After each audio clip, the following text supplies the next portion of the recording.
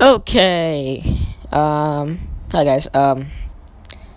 Yeah. So like I said in my last video, I said I was gonna bring you guys my predictions and stuff like that. So I am. Also 2-for-1 special since I don't want to do two videos that are not connected with my book and relation numerous amount a day. Let's do 2-in-1. My 5 custom paper posters. This is of course version 2, because of course version 1 for the custom Star Series paper posters. It was bad. Now also that was before I learned about PNGs and renders, which of course are like Photoshop and stuff for wrestlers and stuff like that. So that's before, or like any character to be fair, or like for anything. So yeah, and that's before I learned about that. So of course I did some horrible trim around wrestlers, which made it look for very bad paper posters. Anyways, now of course my paper posters have gone a little bit better. So of course we're gonna do the paper poster part of this, and then we go onto the predictions. So anyway, first one here we got Corey Graves split up with blue and then split up with like that's not red, that's orange. Now for this one I know that this is probably one of my worser pay-per-view posters or like anything connected, like anything custom of a poster for WWE. I know it's like bad. The blue one I like, but like the way it's like split up and then with like red, I don't really like. Now for this one, of course I was able to get a Survivor Series logo. And then for this one, I specifically did like a little tiny effect inside the Survivor Series thing, which is why you see like a couple of white and that black and stuff, which adds it for a little bit more cooler effect. Now for the blue half, I like the way that Corey Graves looks, but then for the red half, I feel like it looks a little bit awkward. And the way it looks split up, it's kind of awkward. Now for this one, I specifically got a Corey Graves PNG/render, why you want to call it. I specifically learned that PNGs are better than renders since PNGs have like more of a wider selection, and if not a better selection in my opinion than renders. After I've been using renders for like for the most part, I'm now using PNGs instead of renders, but basically same thing with PNGs. They have a wider selection of anything, to be fair. And so for this one I was able to get two. It was the same one, but now for this one I had split it up. But when I split up the half of the side of Corey Graves, it's just trying to think here. Like the other half disappeared, and so like it was only one half, which was the blue half, but it was like originally the regular card. So then I was able to later then turn it blue by, I don't know, doing some kind of setting. It was the coolness and stuff like that. I turned it all the way down, which made it blue, and then for after that I got the same picture of Corey Graves, which was a PNG as well. I split up the right half. I had to correctly like measure it up to make sure that it was good, and so apparently I did a pretty decent job of doing that. And so after that I like changed the sense, which made it red. Well, made sort of red, which is why it came up like this, which I guess is kind of decent. I like the blue part better than the red part though, because it looks kind of more better. It looks kind of more realistic. Now, of course, for this one, because Corey Graves is a Raw and SmackDown commentator, so it makes sense. And also because this was probably the first one I actually thought of, so yeah. Well, it makes sense because he's a Raw and SmackDown commentator, so he really won't be taking sides. He'll be on 50-50. So this represents it. This represents it perfectly. Next one, of course. So, version 1 for Survivor Series posters, of course, for 5 of them. Now, for version 1, I specifically had an Alexa Bliss one, like this one, similar to this one, and it had her with the Raw Women's Championship on one side of her shoulder, and the SmackDown Women's Championship on the other side of her shoulder, and she was wearing her Riddler attire, which was pretty outdated at the time. No, at the time it was like probably the current attire, and that was Alexa Bliss attire. Yeah, so that was probably the current attire. So anyway, stuff like that, blah blah blah.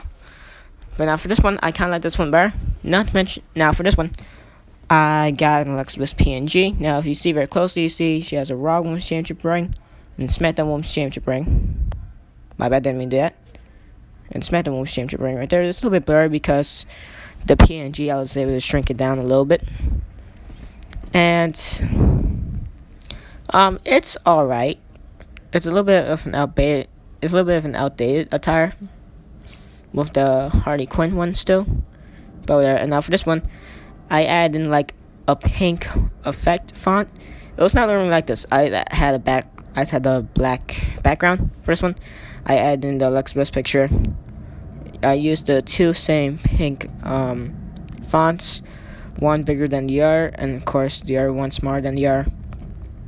And then I used the same Survivor Series logo for the one that I used for Corey Graves, and then I was able to change the effect into like a pink effect, and it ended up looking like Alexa Bliss's Titantron effects, which to be fair, I find kind of ironic that it looks like Alexa Bliss's Titantron if you look very closely towards the Survivor Series logo. So that ended up, that was a coincidence. I did not mean to do that, but that was actually pretty cool. So that turned out well.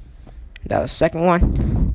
Third one, this one was random since I was starting to run out of ideas for a third one, so I decided to add in a blue and red background along with Shane and Kurt Angle. This one's nothing special, and of course, 2016 Survivor Series logo, and then I was able to get a Raw and SmackDown logo PNGs as well, and just add this up. This one's rated 9. That's special, but of course, this one's kind of probably the best accurate pay-per-view poster. Next one. This is 2015 Survivor Series logo render / PNG or something like that. I don't know. For this one, of course, red and blue background to set for that Survivor Series vibe. So now, of course, this year's and last year's Survivor Series were my ultimate bragging rights. So anyway, for this one, we got the 2011 red attire John Cena with the 2016-2017 blue attire John Cena. So of course the red attire will stand for Raw, blue attire will stand for SmackDown. I couldn't find a PNG with John Cena on draft day with the red Raw shirt in 2011, 2012, 2012, something like that. Along with, I also couldn't find John Cena with the blue SmackDown shirt in 2011 or 2012. One, he got drafted to SmackDown and then went back to Raw on the same night. I couldn't find him in the shirt with any of those back in 2011, 2012, and I didn't want to trim it out, especially since I'm sloppy at trimming stuff like that. So I decided to do this. This one's not special. The red attire John Cena stands for Raw, blue attire stands for SmackDown. Now, of course, John Cena was still a free agent, and if we did have that rumored matchup between Jinder Mahal versus Brock Lesnar with John Cena as special guest referee, then that would be, accurate. Like the Corey Graves one, because it will be 50-50. But yeah, anyway, it's more accurate since John Cena is over on SmackDown. But of course, just decided to do this just for you doing this. Anyway, next one. That's the fifth final one. Now, of course, if you guys remember the version 1 video, which was a couple months ago, I did one of Kevin Owens with that same picture. The same picture of Kevin Owens, and it was him having a thumbs up, and then it was me having a trimmed out picture of the SmackDown logo and the Raw logo, and him doing that after I searched up Kevin Owens pictures. And so I saw the thumbs up one, and I kind of laughed at it. And for this one, I refound it again. I shrunk down the picture. I trimmed it a little bit because there wasn't a PNG / render for Kevin Owens doing this with the thumbs up, so I just didn't want to trim it either. So I just kept it at that picture, and then I decided to add in Braun Strowman. I don't know, just for he's doing something like that. And of course, we have Raw with the thumbs up and SmackDown thumbs up. Kevin Owens doesn't care because SmackDown hasn't treated him well. He complains about him being Raw, something like that. And so he doesn't care. So he's doing thumbs up for both of them. SmackDown, of course, I had to make it kind of higher because either that could be a spoiler for the night or something like that, or just because Kevin Owens is on SmackDown, so he has to have the higher thumbs up for SmackDown instead of Raw. Then of course, speaking of that, we got SmackDown versus Raw. This was in PNG that I found, and I kind of really like it. I had it over the Survivor Series logo one, and I decided to add in Braun Strowman PNG. Yeah, it's not special. Anyway, time for predictions. I guess we're gonna make this quick. So here we go. Okay, fine. The pre-show Cruiserweight Championship, Enzo Amore versus Kalisto. Easily, I want Kalisto to win. My prediction is Kalisto. They have to make Kalisto win. I hate Enzo, so yeah, Kalisto, easy. I want to make this quick, which is why I'm talking fast. Women's Survivor Series matchup: Alicia Fox, Team Kevin for Raw, with Nia Jax, Asuka, Banks, and Bayley taking on Becky Lynch, Team Kevin for SmackDown versus Natalya, Naomi, Carmella, and Tamina Snuka. For this one, I would like to see a moment between Nia Jax and Tamina, and if I would like to see them fighting, them being the only two women in the ring. That'd be cool. That'd be very, very cool. Anyway, I got Team Raw for this, mostly because of Asuka. I don't see Asuka getting pinned by anyone from SmackDown, unless if it's Charlotte, but of course Charlotte's taking on Alexa. So, I got Team Raw. I want Team SmackDown win, but I got Team Raw win just because, of course, WWE's going to make Asuka stay undefeated. Even though SmackDown clearly have the better women's division roster. And this is kind of like last year, with Sasha Banks and Bayley being on Raw, Natalya, Naomi, Carmella, and Becky Lynch being on SmackDown teams and stuff like that. Equally, almost the same thing as last year, so none really all that special. Men's traditional Survivor Series matchup. We got Kurt Angle as team captain, and he has Braun Strowman, Finn Balor, Samoa Joe, and Triple H taking on Shane McMahon, who's team captain along with Randy Orton, Connect More, Bobby Roode, and John Cena. Easily, a whole lot of dream matches could happen here. Easily a whole lot of renewed matches from when I was growing up. For example, John Cena, Triple H. I grew up watching that. I grew up watching Randy Orton and Kurt Angle as well. So yeah, that'll be some good memories for me, and seeing how they evolved and stuff. I probably do a side by side comparison, seeing Randy Orton versus Kurt Angle in Survivor Series 2017, along with side by side comparison between Randy Orton versus Kurt Angle and ECW One Night Stand and Raw versus ECW at Vengeance 2006 and stuff like that. Which, of course, they were both very young, especially a young Randy Orton back then. Anyway, you see a whole lot of dream matches: Finn Balor versus John Cena, Samoa Joe versus John Cena, Balor and Nakamura. In the day, Joe and Nakamura again. Wait, is it again? I can't really remember. My bad. Anyway, I got Team SmackDown. Who doesn't have Team SmackDown? Also, Jason Jordan turns heel. That would be. I really wouldn't care. Jason Jordan is very, very boring. I'm happy Triple H replaced him. I really don't care if Jason Jordan turns heel or not, though. Because, of course, SmackDown's going to win. They have to win. So, yeah, SmackDown. I want to quickly go by this, just so you guys won't be bored. The Bar, Sheamus Cesaro. Raw Tag Champions against SmackDown Tag Champions, the Usos. Easily, the Usos. I can't talk. The Usos, they are the better heels. And they are highly, highly enjoyable, in my opinion. So, Usos. Not to mention, they got great wrestling ability. Unless Sheamus and Cesaro break up, their tag team breaks up due to some reason. Sheamus gets injured. Sheamus and Cesaro have a tag team breakup. They go back to having the little time rivalry they had last year with that awesome Best of 7 series or something like that. Then I feel like Cesaro could go back to being a mid card contender for the Intercontinental Championship. That'd be cool. Or better yet, get a Universal Title Championship opportunity. That'd be cool, especially since he deserves it due to his wrestling ability. He deserves to be in the main event spot. But he has his own little tag team thing going on with Sheamus, which is going okay in my opinion. But anyway, I got the Usos. Miz Intercontinental Champion versus Baron Corbin, your United States Champion. Easily. Corbin, of course, has to win. I want Corbin to win, but sometimes the Miz is going to win only because of the Miztourage. So Miz could hit Corbin due to the Miztourage distracting Corbin and the referee. And Miz could either hit him with a chair, a different weapon, the Intercontinental Championship, or the United States Championship. That'd be a cool little moment if he used the United States title. Or he could do a scuba rope, and then Miz picks up a victory due to interference from Miztourage. So yeah, Miz wins. I want Corbin to win, but sometimes the Miz is gonna win. And then after that, Corbin could attack the Miztourage in the Miz after the matchup, so Corbin gets the last laugh, but Miz wins the matchup. That'll be a cool little moment to add into, in my opinion. Okay. Anyway, next matchup: Alexa Bliss, the Raw Women's Champion, against SmackDown Women's Champion Charlotte Flair. Easily, Charlotte's gonna win this. My prediction is Charlotte. Although, wow, there's no shame in losing to Alexa.